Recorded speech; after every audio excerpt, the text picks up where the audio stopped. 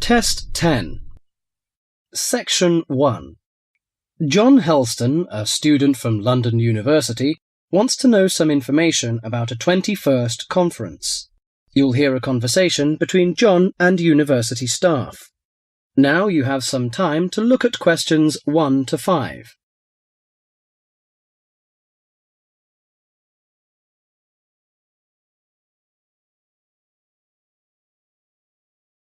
Listen carefully and answer questions 1 to 5. University, good morning. Oh, good morning. Can you put me through to the School of Architecture, please? Certainly. School of Architecture, Professor Dawson's office. Oh, good morning.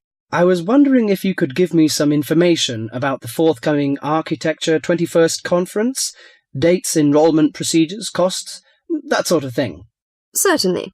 When exactly is the conference? Well, the conference runs for 3 days, from the 18th to the 20th of October. 18th to 20th of October? Oh, good. I'll still be here then. And where exactly is it being held? Is it at the university, as in previous years? No, it's actually being held at the Pacific Hotel. We've rather outgrown the university conference facilities, so we've opted for this new venue. Right, Paradise Hotel. No, Pacific Hotel. Oh, right. And presumably we can get accommodation at the hotel? Yes, but you'll need to contact them direct to arrange that. I'll give you the number for hotel reservations. Have you got a pen ready? Yeah, go ahead. It's area code 07 and then 933 2233. Okay, and what's the registration fee? Individual fees are $300 for the 3 days or $120 a day if you only wanted to attend for 1 day. Are there any student concessions? Oh, sure. There's a 50% concession for students, and that's $150 for the 3 days or $60 a day. And am I too late to offer to give a talk? Oh, I'm pretty sure you've missed the deadline for that. Oh, really?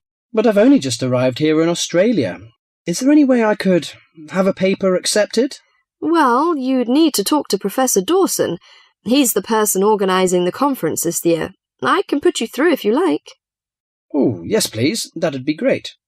Oh, and can I just check the spelling of his name? Is that Dawson? Yes, that's correct.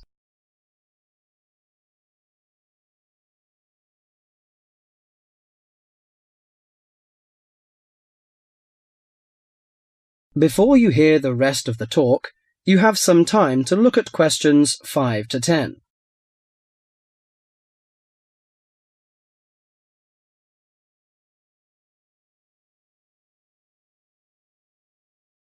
Now listen carefully and answer questions 6 to 10. Professor Dawson speaking. Oh, hello. My name is John Helston. I'm an architecture student at London University. I'm here in Australia for 3 months, looking at energy-saving house designs. Right. I'm interested in giving a talk on my research at the conference, but I believe I may have missed the deadline. Well, strictly speaking, you have. The closing date was last Friday.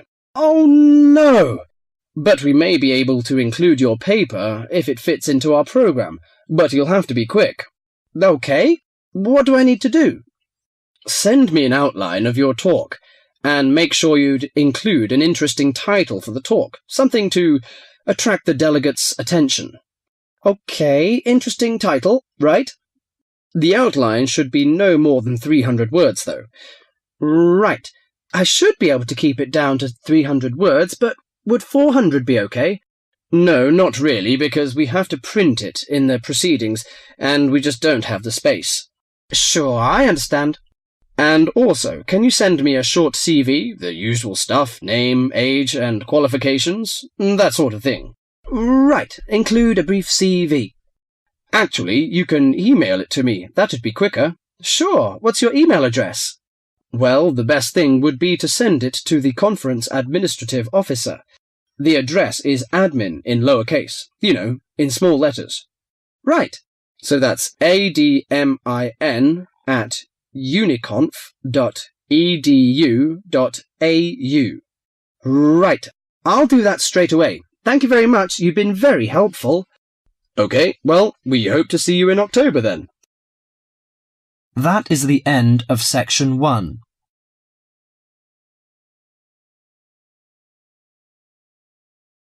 You now have half a minute to check your answers.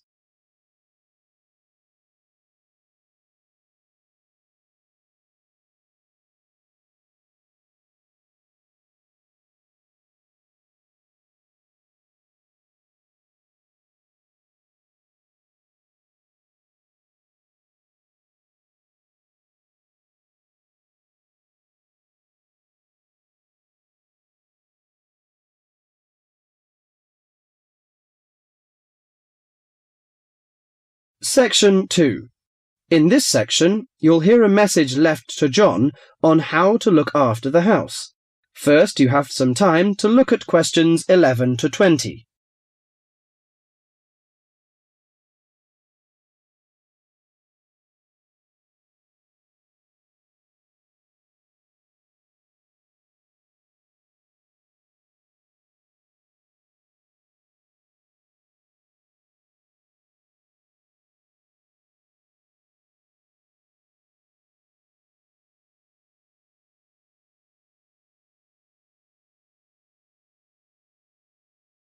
Now listen carefully to the message and answer questions 11 to 20.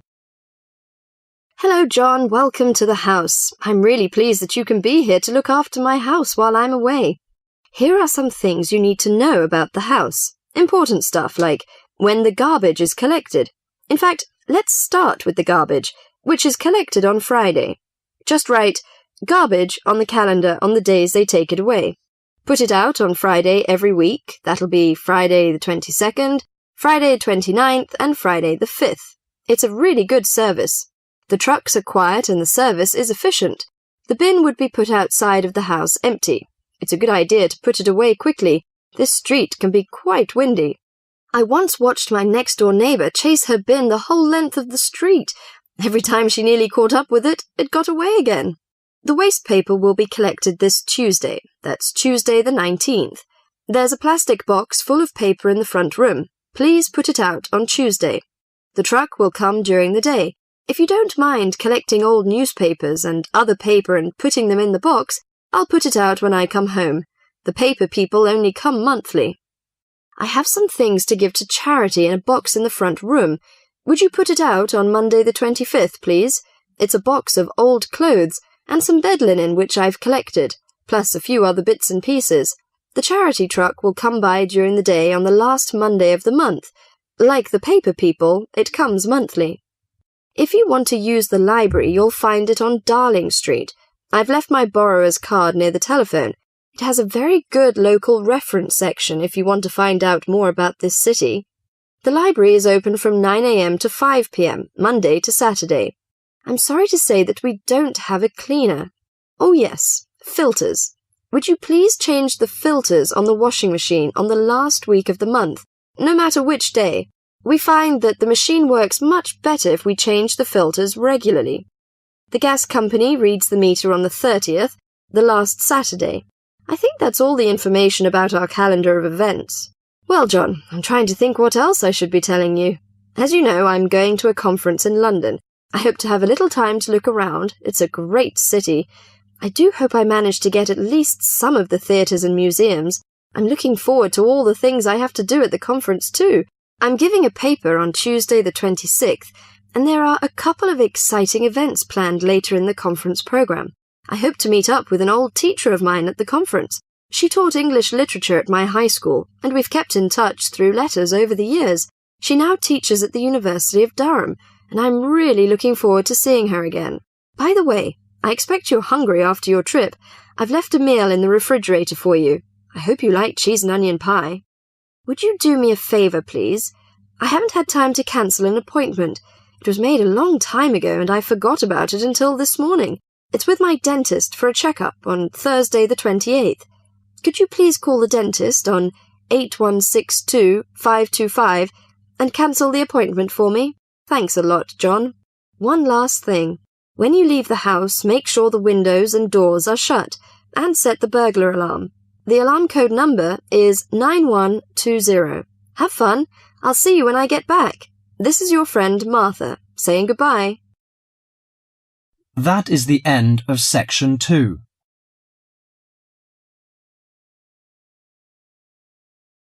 You now have half a minute to check your answers.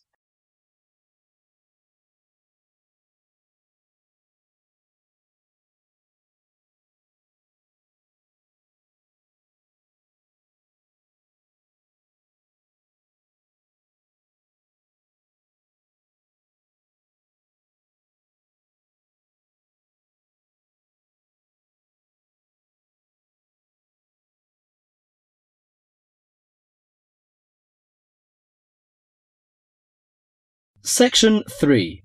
In this section, you'll hear a conversation between Astrid and Henry about the lecture they've just heard. First, you have some time to look at questions 21 to 30.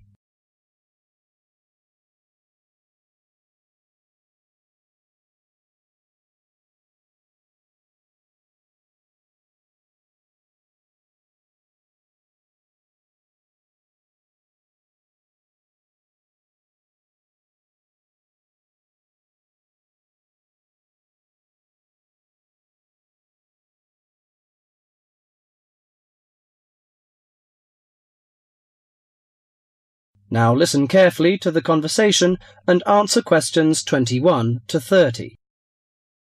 Henry, don't you think Dr. Adams' lecture was really very good? He could talk about the telephone directory and make it interesting. All his lectures are like that, Astrid. He's just one of those people. I wish we had him as our tutor. I bet you that he is very demanding, though.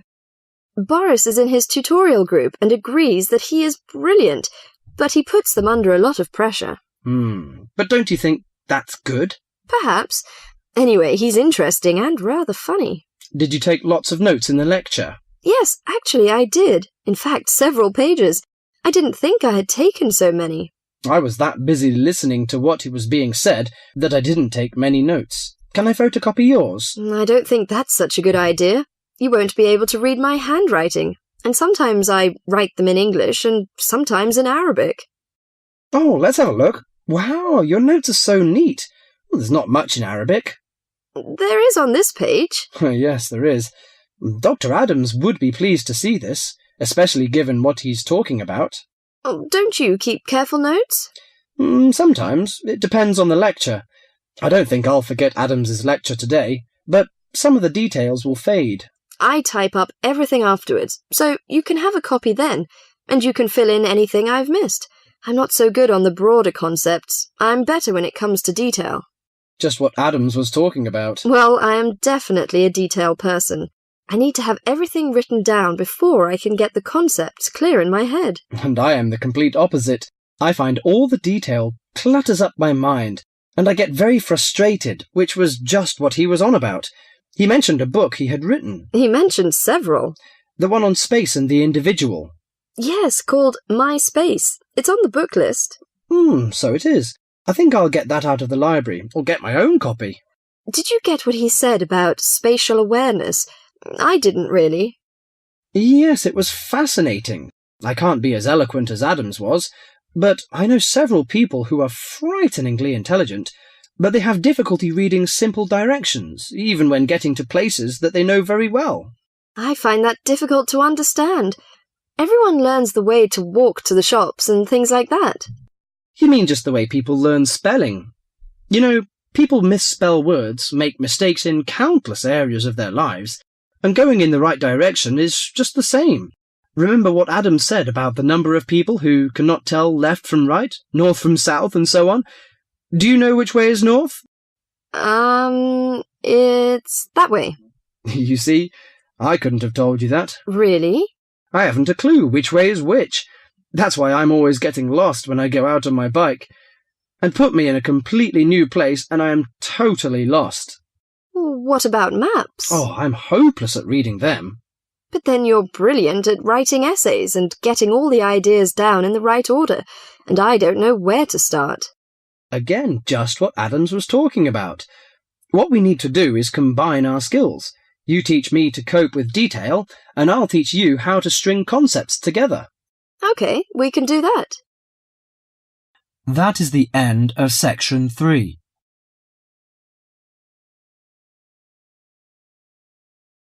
You now have half a minute to check your answers.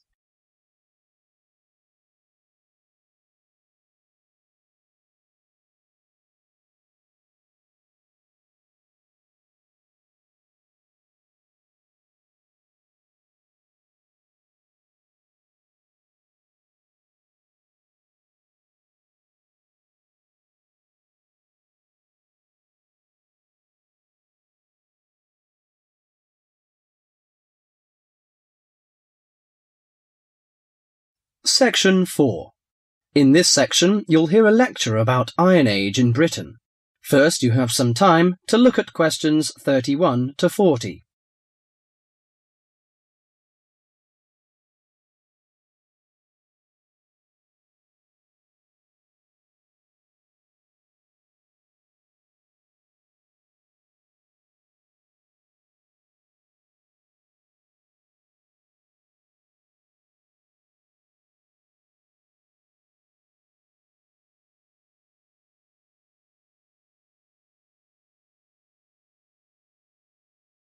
Now listen carefully to the message and answer questions 31 to 40.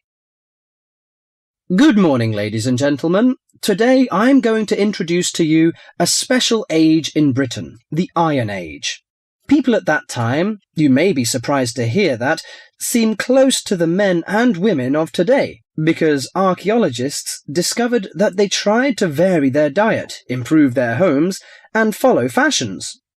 The period known as the Iron Age lasted in Britain for about 800 years, from 750 BC to 43 AD.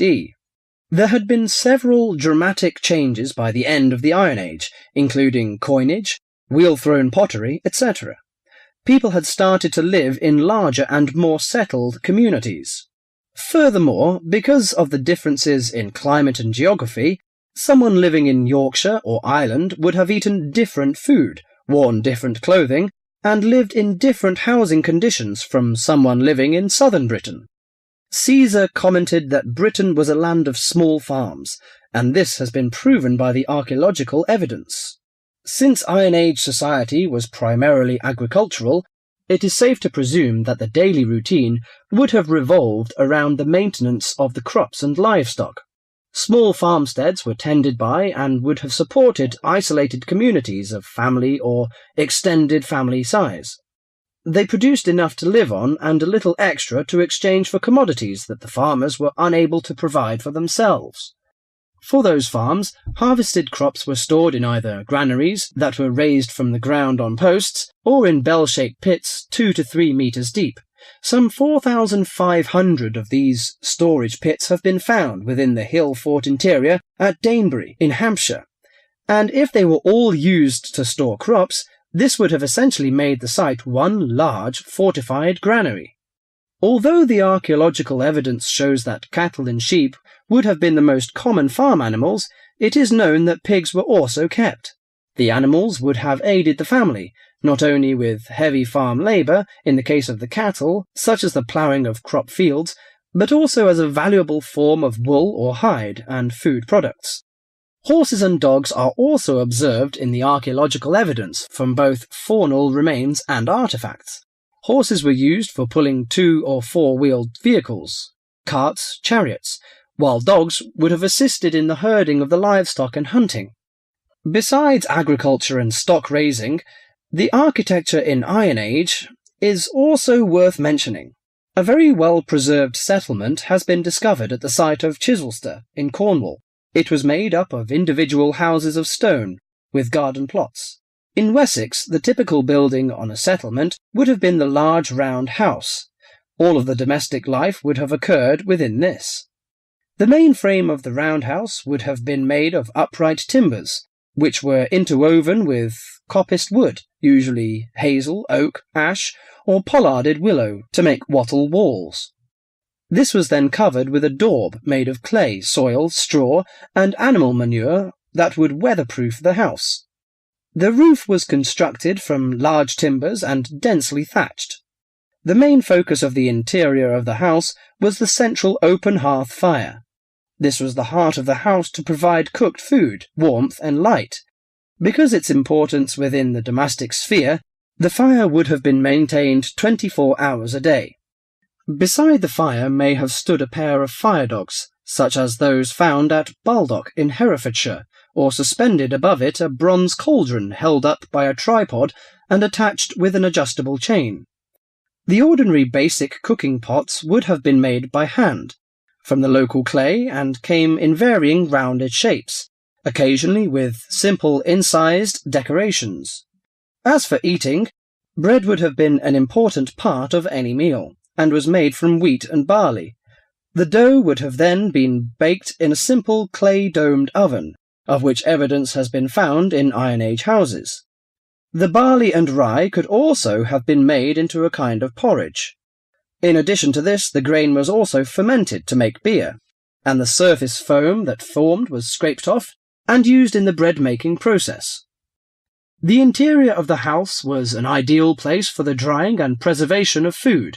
Smoke and heat from the constant fire would have smoked meat and fish, and would have dried herbs and other plants perfectly. Salt was another means of preserving meat for the cold winter months, but this was a commodity that could not be made at a typical settlement. Well, you can see that Iron Age people lived a decent life, didn't they? I'm going to introduce their culture and leisure time next time. Thank you. That is the end of section 4.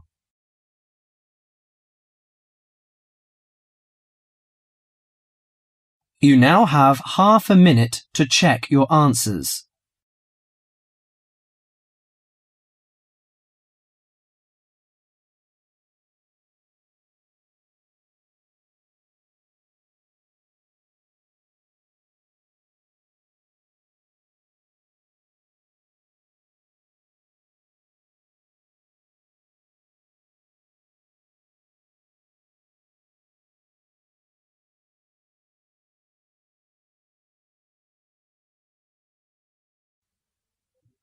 That is the end of the listening test.